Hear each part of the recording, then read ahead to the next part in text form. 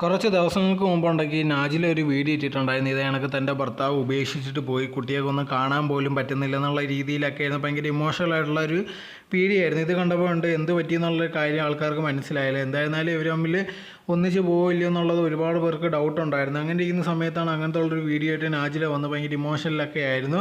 ഇപ്പോൾ ലേറ്റസ്റ്റ് ആയിട്ട് നോക്കി കഴിഞ്ഞാൽ ഇത് കണക്ക് നാജിലയും ഭർത്താവും ഒരു റീല് പോലൊക്കെ ഇട്ടിട്ടുണ്ടായിരുന്നു. അതിനകത്ത് അത് കണ്ടപ്പോൾ ഒരുപാട് പേര് പറഞ്ഞൊരു കാര്യം എന്ന് പറഞ്ഞാൽ ഇവർ അഭിനയിക്കുകയാണ്, ഇവർ തമ്മിൽ ഒരു പ്രശ്നമില്ല എന്നുള്ളൊരു കാര്യമാണ്. ഇന്നലെ വരെ ഉണ്ടെങ്കിൽ ഭയങ്കരമായിട്ട് പ്രശ്നം എന്നുള്ള രീതിയിലാണ് പറഞ്ഞുകൊണ്ടേ നടന്നത്.